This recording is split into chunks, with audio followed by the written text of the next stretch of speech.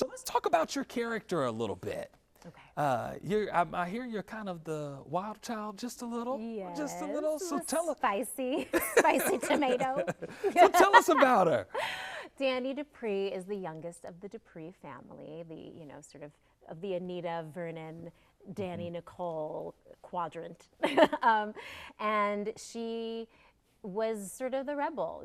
Her mother is an artist, and she, like her mother, although her mother would never admit this, is also an artist. And she decided, instead of sort of following her father or going into a respectable career, she decided to be a model.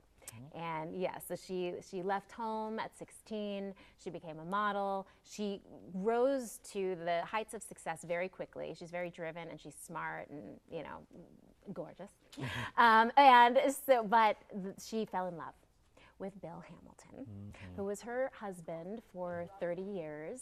They had 2 children together, and she pretty much gave up her career and her life to help build him up. She brought him into her community. She helped him to become an established lawyer, and then he rewarded her by dumping her for his daughter's best friend. And so These storylines are going to be wonderful. I can't wait. You have no idea. That's just where we start. That's just where we start. What has it been like working on the set for you? How is the chemistry building so far? Because I know when you talk about being on the set with so many people, but very talented people, I can imagine it's easy to find the chemistry, but things take time. Yeah.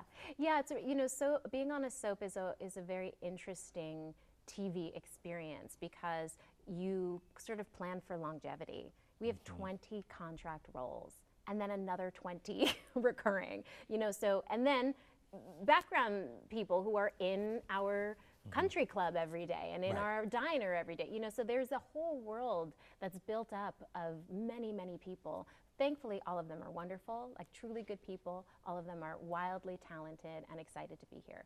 And so that, just from day one, knowing that we were doing something that was so historic and good, we just came in like, let's go, just raring to go. And I think it's only blossomed from there.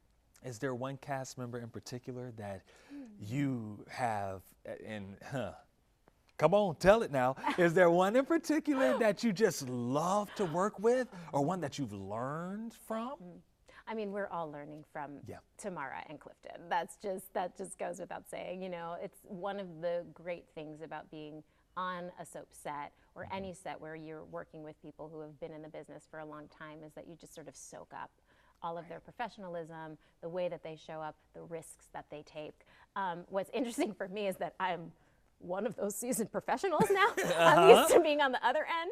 And so it's fun to answer questions and to say, yeah, this is the way that things are going to go. This is what you can expect.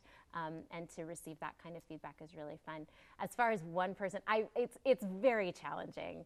Oh, that's not a fair question. It is. Come on, I know you've got an answer for me. That's not a fair question. Well, so I would say that Timon and I have a lot of fun playing together. Okay. And we don't get to play together that often, because he's my ex-husband, and so we're often playing around each other. So then when we do get the chance to be in a scene together, because it's a dynamic that has so much history, it's fun to find the line between hurt, anger, scorn and rage, but also like deep love, and finding all of that color, and then humor too. I think that these people had a spice. They were sort of like firecrackers, and so finding all of that is really fun with someone who also is a seasoned actor themselves. This is cool, and it was cool just to see I didn't get to see you in action out there on the set, but I got to see a couple of others, and I just love being able to experience that. One of the things that I think it is interesting, it's been lots of years since there's been a daytime soap truly focused on a Black family. Was it time? Of course. It's always time to tell our stories, But I think that this moment is pretty divine.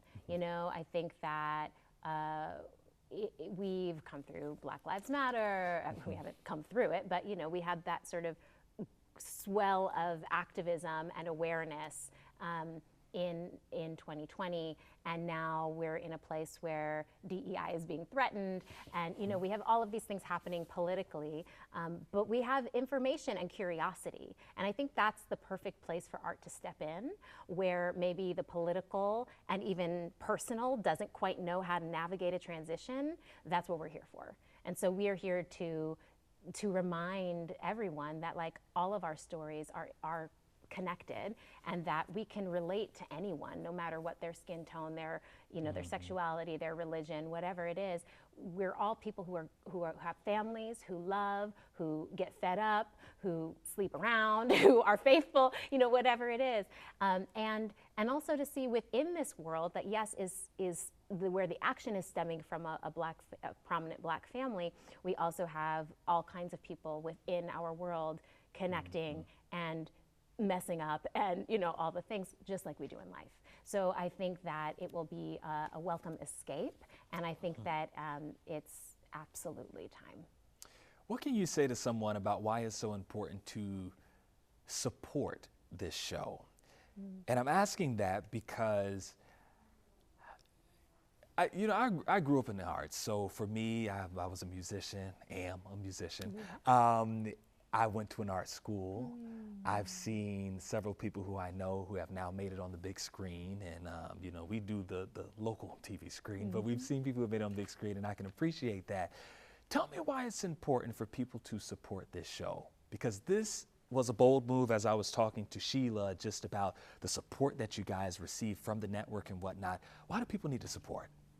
Well, I think anything that is taking a big swing is worth supporting. I just watched Amelia Perez last week, that's winning all of these awards and nominated for so many awards. And the reason that I love the support of that film and the celebration of those actors and artists is because it's different.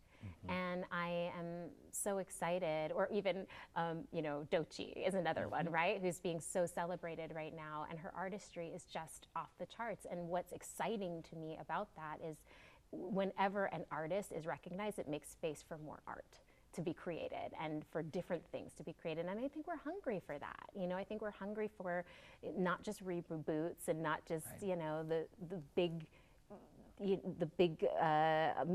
billion dollar franchises, but something new and stories that touch us. And so I think that the only way that these stories are able to be told is by tuning in, the numbers. And I also think it's important because I think our hearts need it.